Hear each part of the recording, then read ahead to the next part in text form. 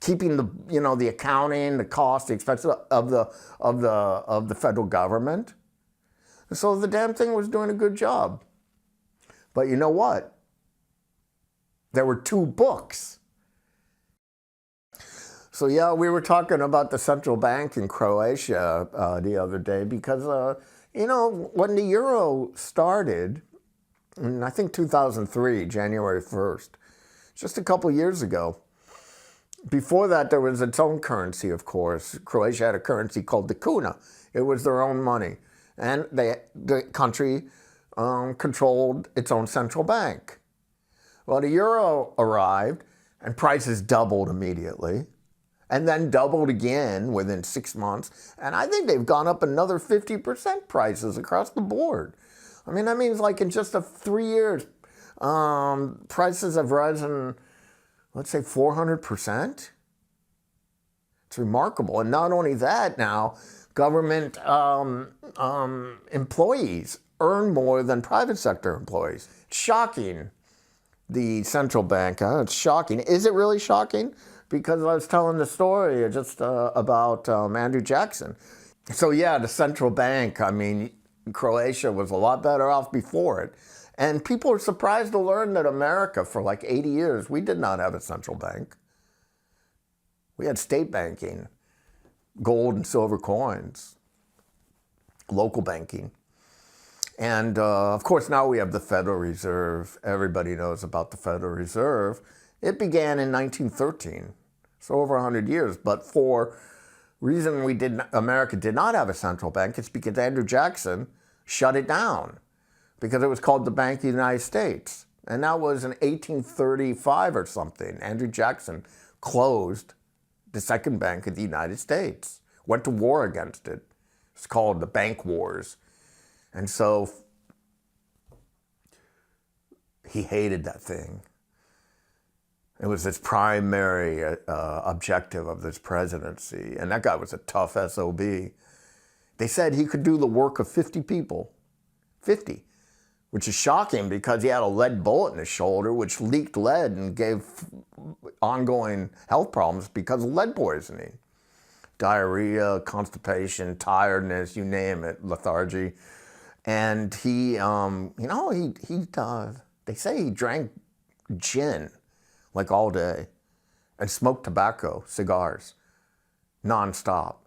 And he could still do the work of 50 people, including shut down the damn central bank. It's amazing to me. I mean, could you imagine if Trump went to war against the Federal Reserve? I mean, he'd be dead in a couple days, wouldn't he? I mean, seriously. It just blows me away that this man was able to do it. Well, anyway, he could do the work of 50 people. Anyway, he didn't like the bank. Why? Well, he argued it was a monopoly, which means it worked. It could control the central bank. It could control banking too much power as a government agency.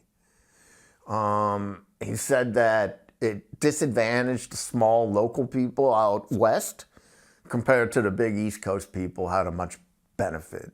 And we're getting richer, poor getting poorer, because the government would be bent in the interests of the banking interest, let's say, the financial interest. He argued that. He also argued that it was owned privately. So how can private individuals have such interest in American bank in the government? I mean, is the Federal Reserve or is the military owned by individuals, shareholders? And 33% of the shareholders of the second bank of the United States were foreign. I think 33%. A lot of them were, I think, London bank families. Well, in any case, you don't want foreigners owning the bank. I mean, they're friends now, but, things change, And also, the private interests, especially of bank families, may be counterbalanced by the best interests of the state, of the country. For example, how does a bank make money? Lending, especially back then. It wasn't like now where there's hedge funds and big capital and PE funds. No, back then it was lending. Well, if you're lending money to the federal government, how can you make a lot of money on interest? Wars. Wars are expensive, and the government has to borrow a lot of money, especially if it's an unpopular war and people don't want to pay for it. Doing stupid shit, like the government builds roads to nowhere or pays people too much or hires a bunch of staff, like in Croatia after the EU introduced their bank here a couple years ago. You know, like we said, there was suddenly the government employees are earning more than the private sector. So, you know, there's ways that the bank could make money that's not necessarily in the best interest of the people, because the people have to pay for it. You know, it's a loan. The people have to pay for it and have to pay the interest. You know, like today, 40% or I think 30% of our national debt in the USA, 30% of our taxes, $1 of U.S. taxes goes to interest on the national debt, not even principal. Just paying off that credit card, the monthly balance, you know, which is mostly interest, just 30%. And it's rising fast. So, you know, you see the dangers. So, anyway, after a few years fighting, they were successful and the bank got closed, shuttered, kaput. And finally, they could audit it, you know, because before the bank was private.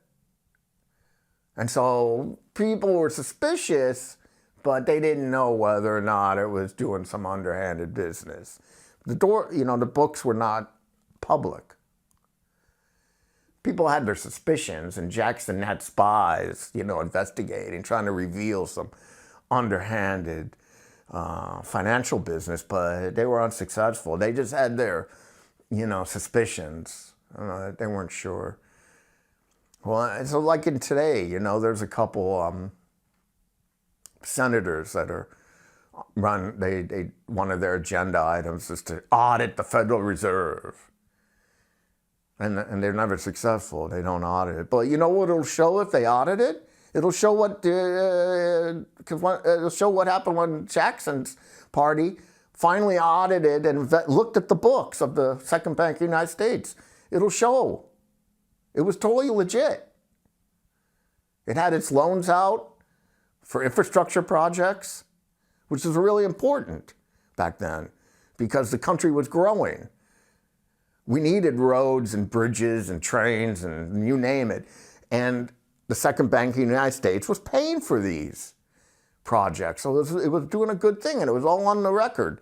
And then there were loans to some small banks out west or out east or whatever, because that's one of the main purposes of a central bank, is to keep a sound currency. It's one of the main jobs.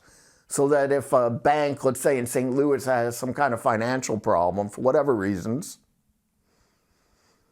the central organization would supply short-term funding to weather the storm so that it does not close the small bank and create a local financial crisis. There were other loans with the federal government that were all right, and it was keeping the accounting, the cost, the expense of the federal government. So the damn thing was doing a good job. But you know what? There were 2 books. And the second book revealed 50% of Congress was on the take. 50%. Back then. 50%. 80% of the East Coast media bribed, corrupted by the central bank. 80%. Could you imagine? I mean, let's say that some foreigners and the private or people, we want a war so we can make lots of money on interest debt. We want a war. Well, call your media people, promote it. You got half of Congress already doing whatever you want. Probably not very hard to get a war going. But that was back then. You know, back then, we did not have wire transfers and Swiss bank accounts. People, if you're doing something shady like that, you had to meet the person, you had to organize it, you had collusion, you had helpers. It's not like today. Could you imagine what it's like? If it's like that back then, could you imagine what it's like today?